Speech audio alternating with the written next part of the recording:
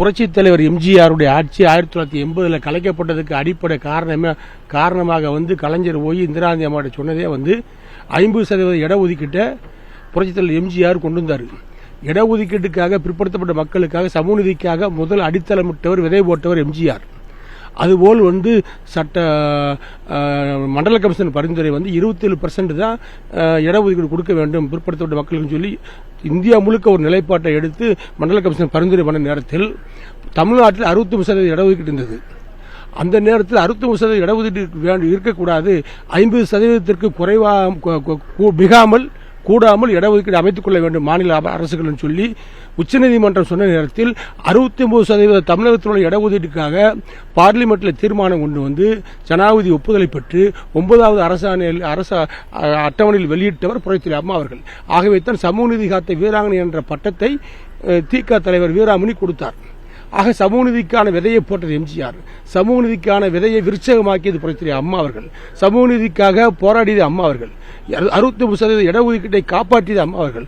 அந்த வழியில் வந்த புரட்சித் தமிழர் எடப்பாடி அவர்கள் 7.5% இடஒதுக்கீட்டின் வாயிலாக அரசு பள்ளி மாணவர்களுக்கு மருத்துவக் கல்லூரியில் இடம் கொடுக்கின்ற அரசாணையை வெளியிட்டு சட்டமன்றத்தில் தீர்மானம் கொண்டு அரசாணை வெளியிட்டு அன்றைய கவர்னர் ஒப்புதல் கொடுக்க மறுத்த நேரத்தில் தனது வீட்டு அதிகாரத்தை பயன்படுத்தி அரசாணை வெளியிட்ட முதலமைச்சராக விளங்கியவர் புரட்சித் தமிழர் எடப்பாடியார். ஆகவே அவர் இந்த 63% இடஒதுக்கீடு உட்பட்ட ஒரு அரசாணையை வெளியிட்டு அரசு பள்ளியில் படித்த மாணவர்களை மருத்துவக் கல்லூரியுடைய கனவை நனவாக்கினார். ஆகவே இதையெல்லாம் சுற்றி வளைத்து பாருங்கள். சமூக நீதிக்காகவும் பிற்படுத்தப்பட்ட மக்களுக்காக குரல் கொடுக்கின்ற கட்சியாக தலைவர்களாக விளங்கியவர்கள் புரட்சித் தலைவர் எம்ஜிஆர் அவர்களும் புரட்சித் தலைவர் அம்மா அவர்களும் புரட்சித் தலைவர் எடப்பாடி அவர்களும். இதில் எந்த இடத்திலும் திமுகவுடைய கட்சியோ தலைவர்களோ சமூக நீதிக்காக குரல் கொடுக்குவதும் கிடையாது. அவர்கள் வெட்டு விளம்பரம் பண்ணுவார்கள், வெட்டு பேப்பரில் எழுதுவார்கள் ஒழிய அவர்களால் எந்த விதமான காரியங்களும் ஆற்றியதாக வரலாறு கிடையாது. ஆகவே சமூக நீதியை காத்த காவலர் எடப்பாடி என்ற கருத்து மையப்படுகின்ற கருத்து. அந்த புத்தகத்தை வாங்கி படித்தால் உண்மை புலப்படும். இல்ல அடித்தட்டு மக்களுக்காக நான் ஓய்வில்லாம உழைத்துட்டு இருக்கேன் அப்படின்னு சொல்லிட்டு முதலமைச்சர் சொல்றாரு. முதலமைச்சர் உழைக்கிறார். முதலமைச்சரை விட எங்கள் பொதுச்செயலர் எடப்பாடியார் உழைக்கிறார்.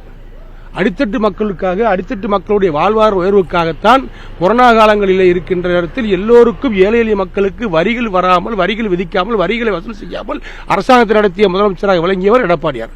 ஆகவே அடித்தட்டு மக்களுக்காக எந்நேரம் உழைத்துக் கொண்டிருந்த முதலமைச்சராக விளங்கியவர் எடப்பாடியார் இன்று வரை அந்த பணி செய்து கொண்டிருக்கின்ற எதிர்க்கட்சி தலைவராகவும் வருங்கால முதலமைச்சராக திகழக்கூடிய எடப்பாடியார். ஆகவே மக்களினுடைய அன்பை பெற்றவர் எடப்பாடியார். ஆகவே சமூக நீதியினுடைய வரலாற்றில் எடுத்துக்கொண்டோம் சொன்னால் அதிமுக தலைவர்கள் புரட்சித் தலைவர் எம்ஜிஆர், புரட்சித் தலைவர் அம்மா அவர்கள், புரட்சித் தலைவர் எடப்பாடி அவர்கள் முக்கிய பங்கு வகிக்கிறார்கள். ஆகவே சமூக நீதியை பற்றி பேசுகின்ற ஒவ்வொருத்தரும் அந்த புத்தகத்தை படித்து பார்த்தால் அதில் உள்ள உண்மைகளை மறுத்து பேச முடியாது. சமூக நீதியை காத்த காவலர் எடப்பாடி என்ற பெயர் அவருக்கு பொருந்தும். நன்றி.